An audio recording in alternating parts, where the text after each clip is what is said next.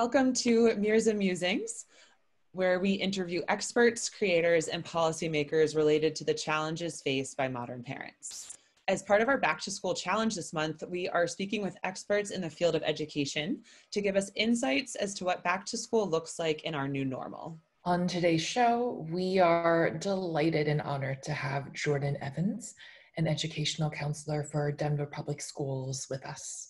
Jordan works with students and their families throughout the entirety of their educational career with the district to help them graduate from high school.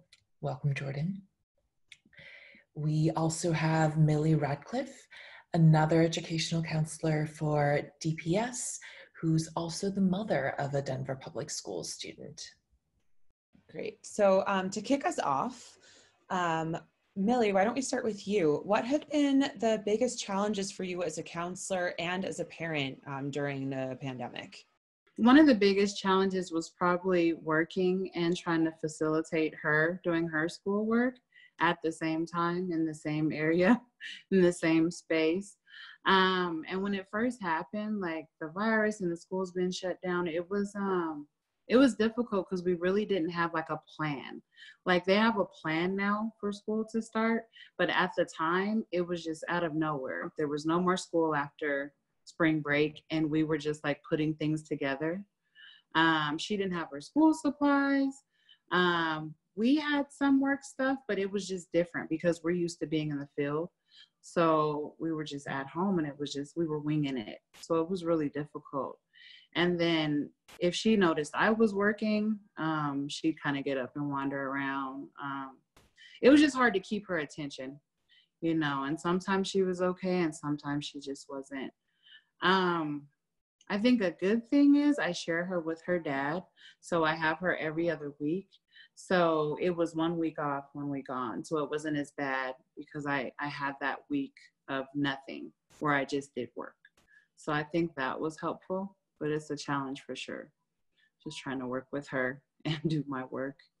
And during the weeks when your daughter was with you, what was it like what was your day like? How did you structure your time and be able to do both, so many hats? I think after a couple of weeks, it took me a minute to kind of get it together. And especially because I didn't have her consecutively. So that other week I was trying to figure it out. So I kind of set a schedule, like from 9 to 12 would be her school stuff. Her teacher would call once a day and there was a time frame in there where we could schedule a time to talk. And as long as I didn't have a meeting, I was able to schedule that at an off time for when I wasn't in a meeting or, you know, on the phone with a parent or some students. So I had to make a schedule. And the schedule worked for the most part, but again, if she noticed that I wasn't paying attention to her, which I couldn't every moment, she'd kind of wander away or be doing something else on her tablet that wasn't schoolwork. I noticed that a lot. But for the most part, towards the end, we started kind of getting, you know, we kind of tackled it together. It was hard though. It was frustrating. Like I was like, this can't be life. Like, cause I've been a teacher before, but not at home and online. So, I mean, it was frustrating to be honest. So, and it came out of nowhere. It wasn't something that was planned. So just kind of putting stuff together and figuring it out at some point. Yeah, and I mean, it was thrown on everyone. I'm sure it was so frustrating to have to put everything like that together, especially because there's been no precedent. So trying to come up with something that we've had no knowledge of before makes it so much harder. Absolutely. And then it sounds like, that planning portion was really kind of what ended up helping you out and like bringing things together, even if for a 9-year-old, it's still a little bit harder to have them stay focused. Is that what you've both been kind of guiding your students to do and their families? What other things have you been doing to help them stay focused as they're learning from home? Is it strict scheduling? Like what other kind of tools have been working the best?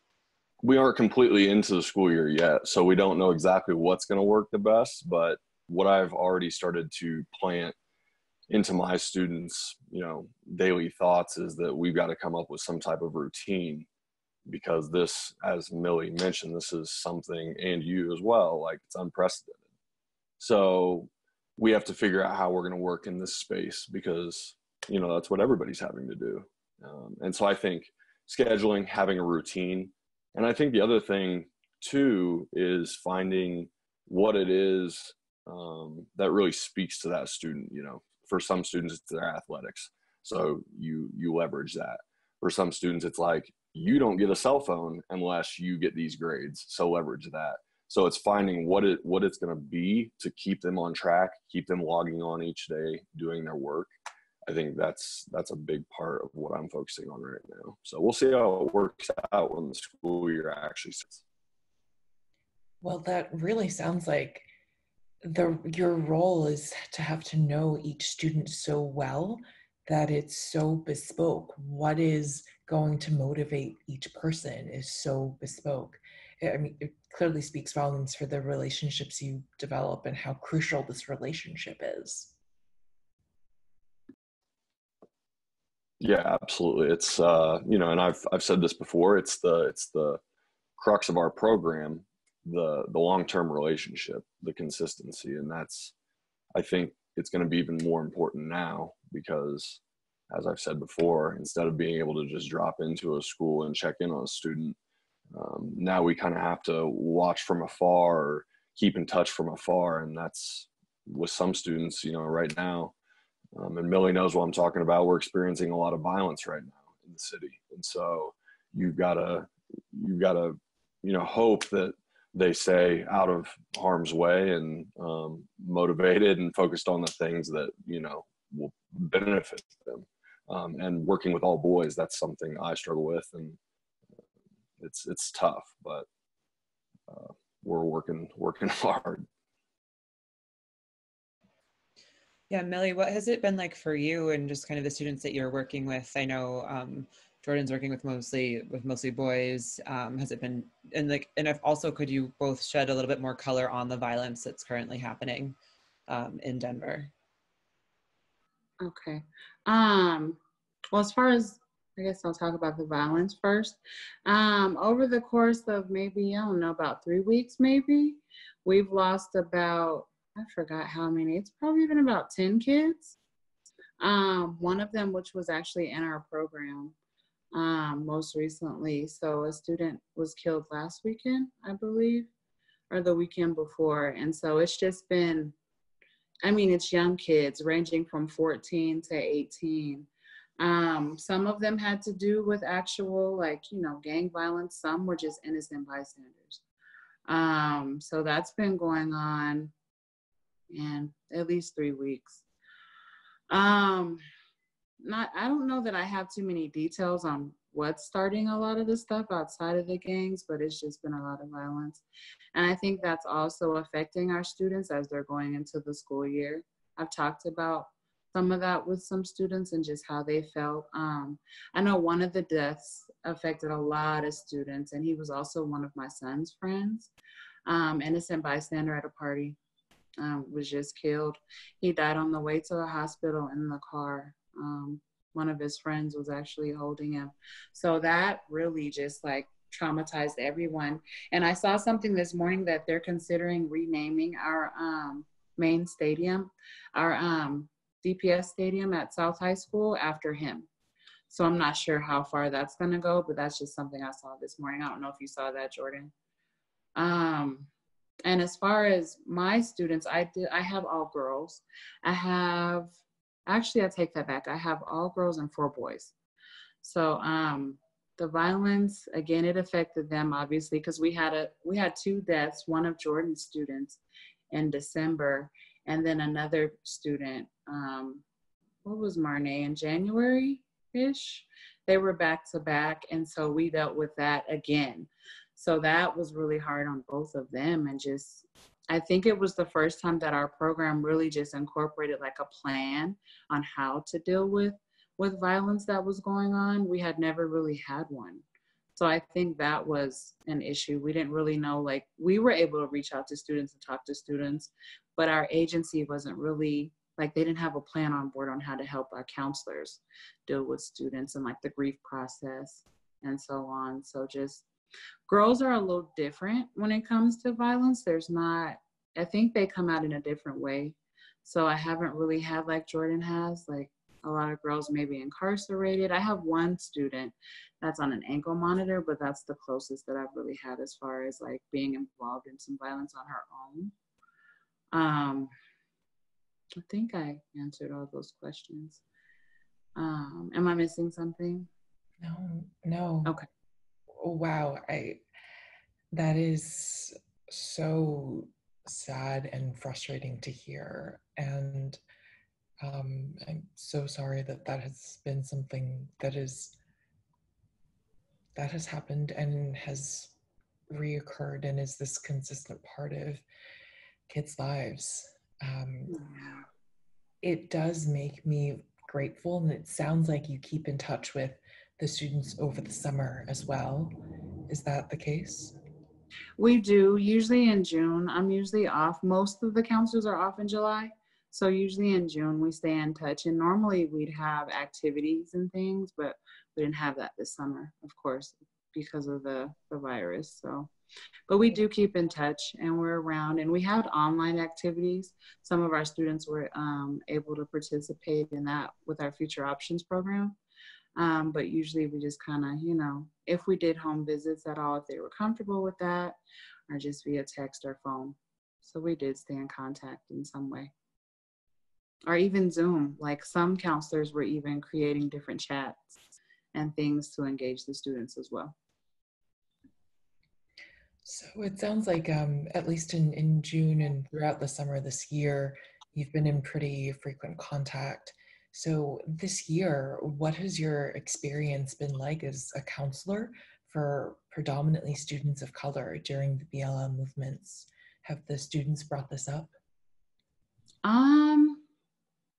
My students haven't been as vocal. I think it affected them. I just don't think they were as vocal about it. I think I found myself bringing it up. I know I had some students attend the rallies that we had downtown, a lot of the marches, so I did hear about that. And they usually did that with their families. It was traumatizing though. I know a lot of them kind of took to the social media. That's where it seems like it comes out more than anything. Our students aren't as vocal about things like that, but they post it and they tweet it and they say it on levels like that. I don't know if you think that, Jordan, but that's kind of what I've seen with some of my students. I had one student, because I received 7 new students in June, and I had a student that she mentioned her parent not letting her participate, and she was bothered by that, and she just wanted people to know where she stood and that she was supportive. And so I've had conversations like that, just like, what does this mean for us going into the new school year? Because we have a lot of, primarily all of our students are students of color. So that's our population. So how does that affect us? And then how does it affect us at work? So it's a lot of things. The transition was different. And I think even going into at work, the transition was different, because our agency, again, it's something that we're trying to get a handle on, because we've created a diversity and inclusion committee.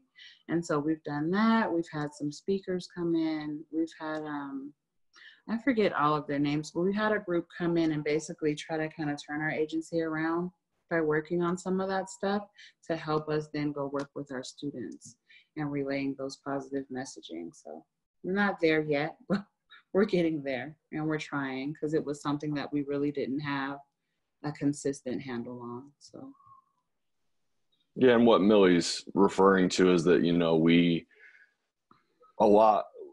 have decent diversity in Denver kids, and it was interesting because, you know, I'll speak for myself as a white male. When all of this took place, I was, you know, outraged. And so, similar to what Millie was saying, I was most of the time the one bringing it up with my students. And, you know, it was across the board, some of the things I heard. I had one student who, when I talked to him, he was like, well, you know, that's how it's been. And that's nothing new to me. That's nothing new to my uncles, my brothers, my dad, you know.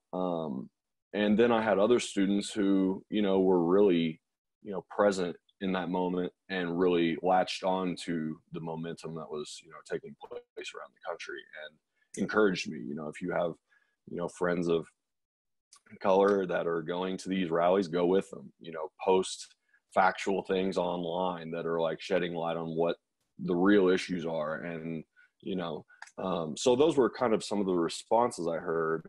And so then as we, you know, ruminate on that, it started to seep into our organization, and we started kind of looking at like this larger system is racist. So what is going on in our organization? Because if we're going to be out here working with these populations, if we're going to be out here doing this work, we can't have these types of systems in our own organization. And I think that we do a fairly decent job. You know, I think that we have a CEO who is willing to bring in some of these groups and do some of this work. So I think we're moving in the right direction. But I think that, you know, as we all know, that's what's really happened, is that it's caused everyone to look at like, what is happening in our organization, in our schools, you know, who knows, even in our homes, what are these systems that are, you know, hurting people of color? And so that's been my experience with my students in the BLM movement. It's kind of all over the board, but everybody's really focusing on like, what can we do?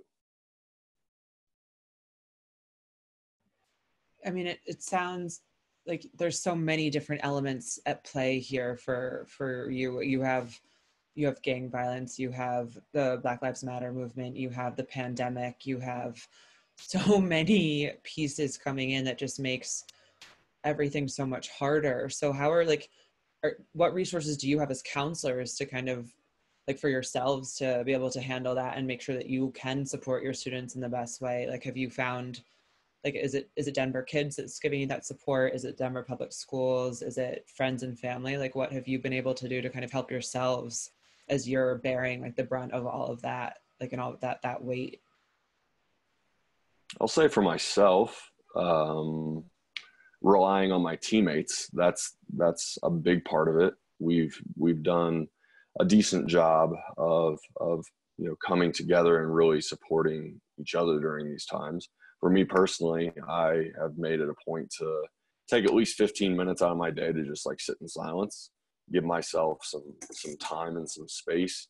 And I think, you know, I play basketball, you know, so just trying to be active, trying to get some of those, I don't want to say aggression, but some of those, you know, tensions that you get from all of this, get those out.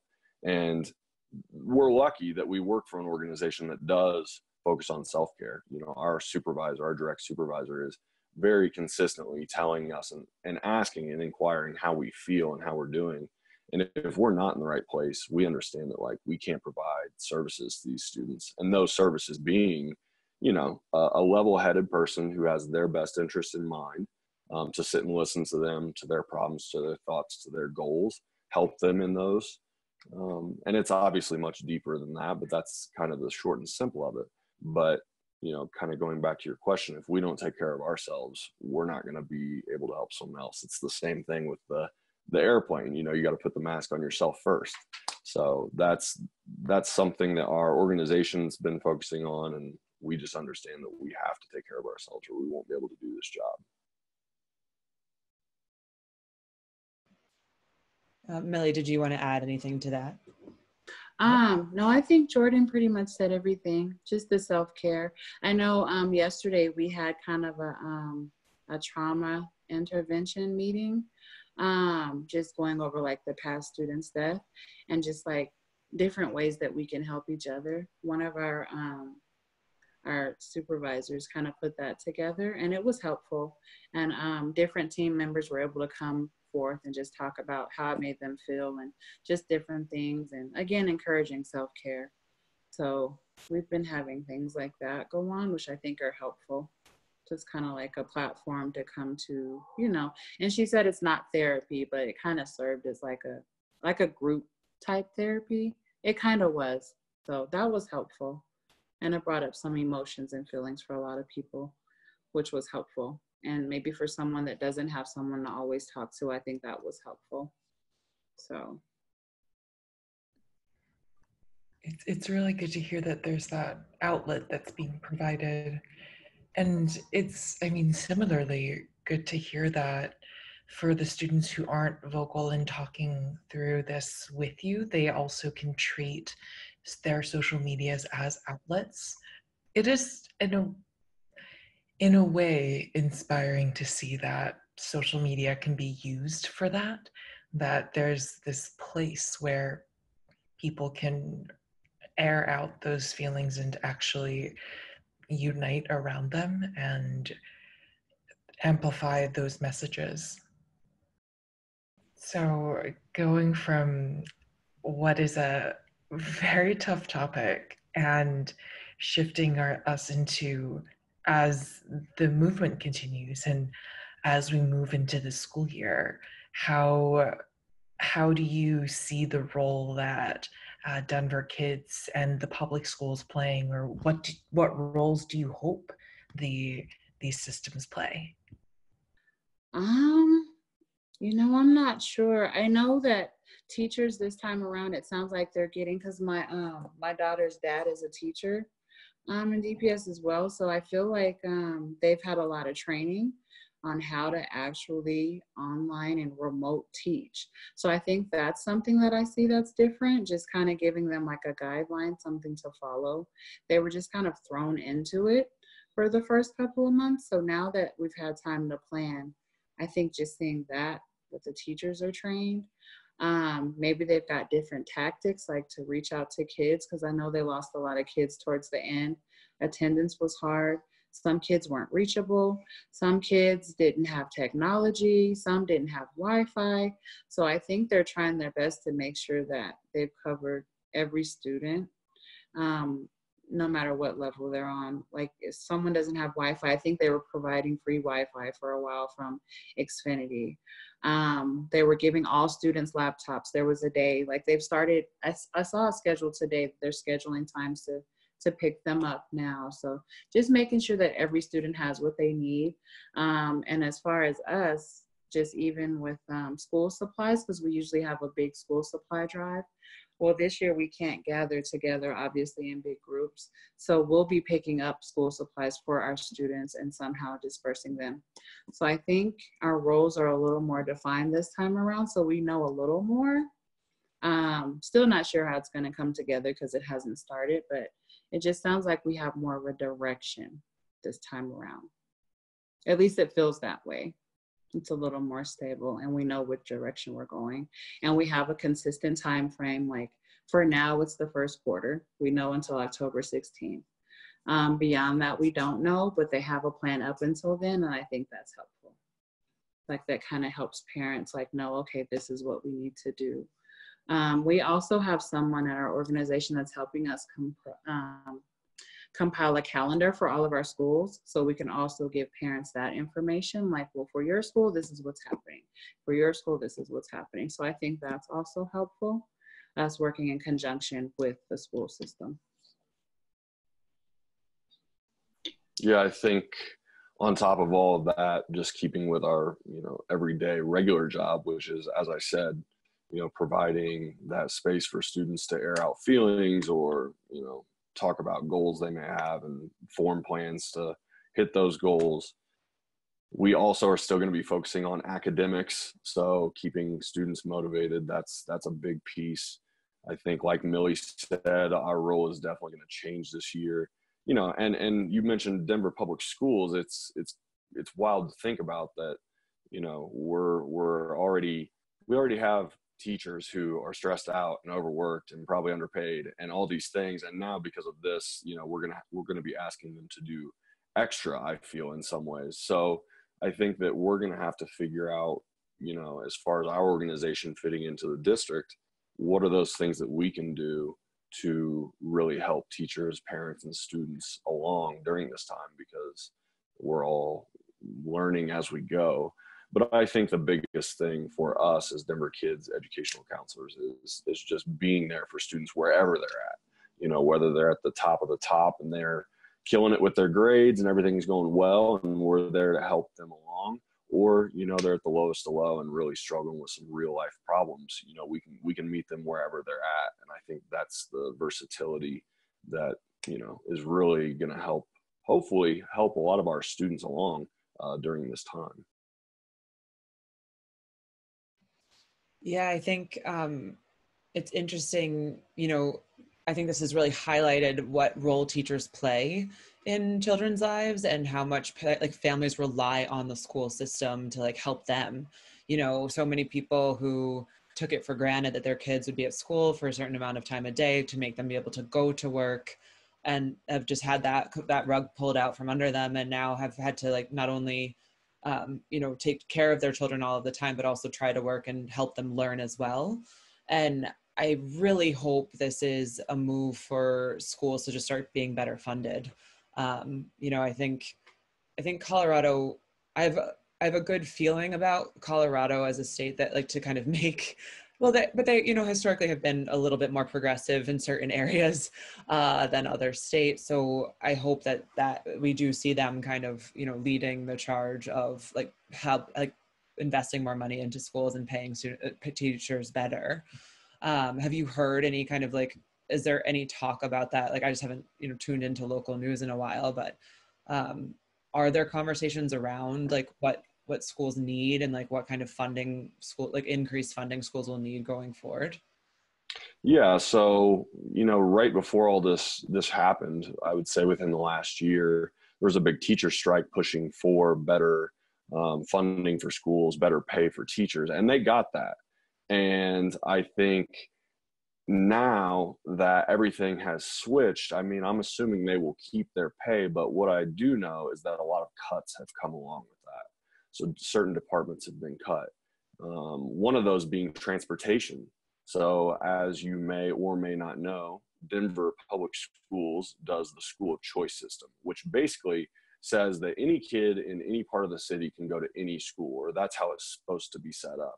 But then you run into all these barriers that, you know, maybe they just didn't really think about it all the way through, but, you know, transportation is a huge part of that. And I know that just the other day, I heard that they have cut transportation down to just 33% of what it once was. So, you know, you think about if we do end up back in school, that's already been cut. So now you have students who opted in for maybe better schools that were outside of their neighborhood school, but how are they going to get there? Because we've cut a lot of the bus routes, we've cut a lot of the transportation. So there are definitely cuts being made. So as far as funding, I don't know. And what's interesting is you brought up a good point that Colorado is moving in a progressive direction. And you would think that Colorado does spend a lot of money, but from the last time I looked, I think we are just under maybe Wyoming and Mississippi. And I could be wrong with Wyoming, but I know for a fact Mississippi is 50. And I think that we are either 49 or 48 on how much we spend per student. So even in a state where you think, oh, they would be on top of this, you know, it just really highlights how underfunded and, you know, I would say under highlighted our education system is. So that's a long answer, but just to say about funding, you know, it's being cut, and we're going to see some changes for sure. That is, I mean, truly shocking. And at once, well, if not shocking, disappointing. And especially in light of what the future state of the world could look like. Really disappointing. And that sounds like that is something that teachers are very worried about. Have you heard some of these concerns from teachers being raised, and what currently they've been thinking through? I haven't heard direct concerns. I just know that there's been cuts just everywhere. I know we have a representative, Tay Anderson. I'm not exactly, what is his position, Jordan? I don't know. He's the board, the public education board director, like at large. So he was kind of, you know, voted in to take this position. He's the youngest. I mean, you know, you can continue. Oh, no. I mean, he's like the youngest representative that, what is he, 20, 21? I think he's Is he even 20 years 21? old. He's Okay. 20 years old. He was a Manual high school graduate. I actually, and I'm sure Millie did too, we knew him when he was in school. Yeah, we did. But he's the youngest African American ever elected to public office, I believe, in the state. But I was just saying that he represents kind of like, he's been out there kind of being like the teacher representative and student representative. And being a DPS school student, I think it's helpful to have him. I don't always agree with all of his views, but I think he helps. So if anything, I hear him more than actual teachers, because he's speaking for everyone and he's out there on the front lines just fighting for rights. And I know one big change was they took out SRO officers out of the school after the Black Lives Matter movement. So I know he was behind that and kind of frontlined that and made sure that got on the ballot. And so now we no longer have officers in our schools, which could be a good and a bad thing, because I know that they said that some of the officers intimidated some of the students, but then we're in so many schools. Like, I'm in 17 schools. I know Jordan's in quite a few as well. Some of the officers are actually friends with the students. So I think it just depended on the school that you went to and the level of animosity or whatever had gone on in that school. So just stuff like that, but I haven't directly heard from like teachers per se. I just know that things have changed. Cuts have been made. I've heard more about cuts than I've heard about new things, because it's so big. There's a lot of things that just aren't existing anymore. So that's all I've really heard. Nothing that I can recall at this moment, at least because school hasn't started. I think maybe it'll come out more once it starts and we can see that more than we have right now. Yeah, that stat about transportation being reduced to 33% is crazy, especially when you think, that's a transportation across the board, not just for school systems. No, I think that's the district's cut that they put forth with funding because of COVID. Okay.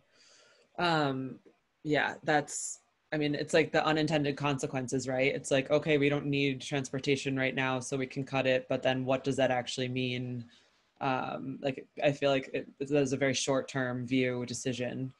And the stat about Colorado being like at the bottom of how much they spend per student is also so infuriating.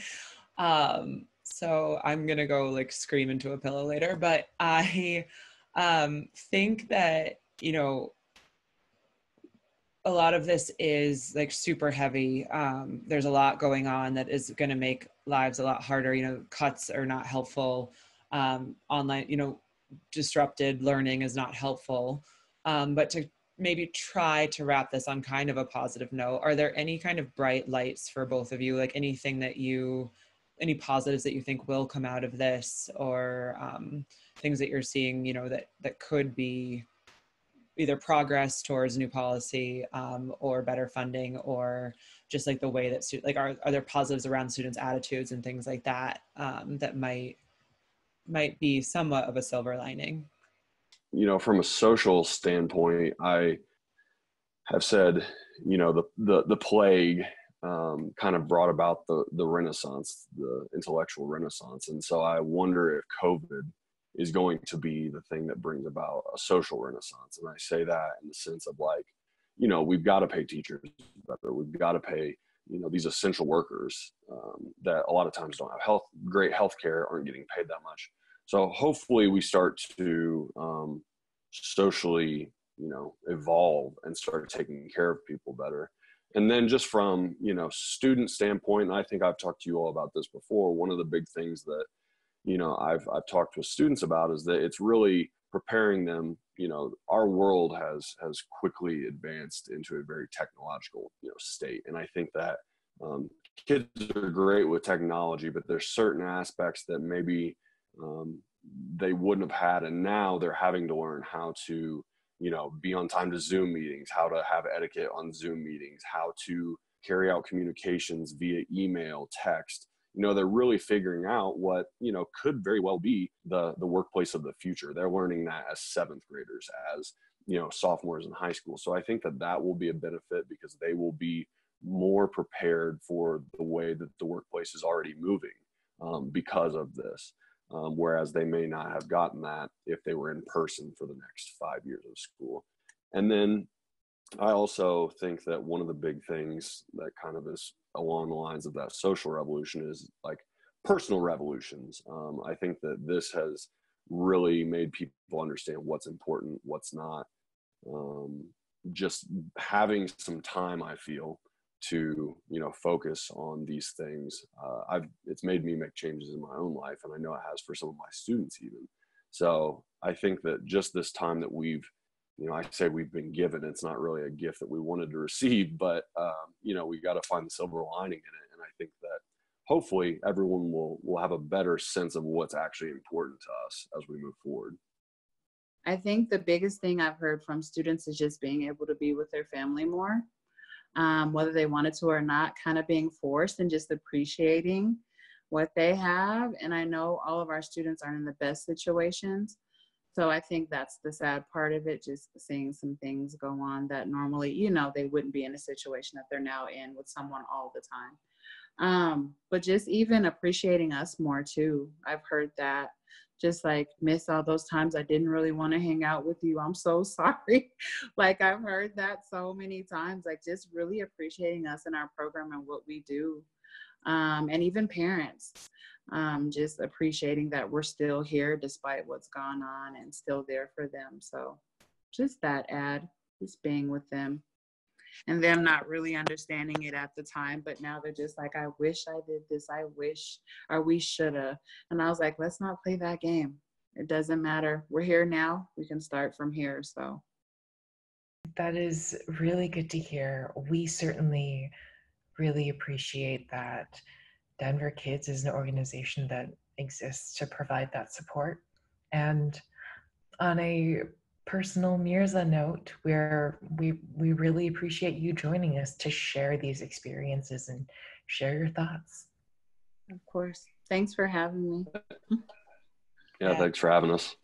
Yeah, this has been like amazing. And just, I think, topics that people need to be thinking about and talking about constantly. And we need to just keep the focus on to actually kind of get change going. But, and I just appreciate the work that both of you put in to like help students of like, you know, like you are both heroes as far as I'm concerned. And the work that you're doing is really just amazing.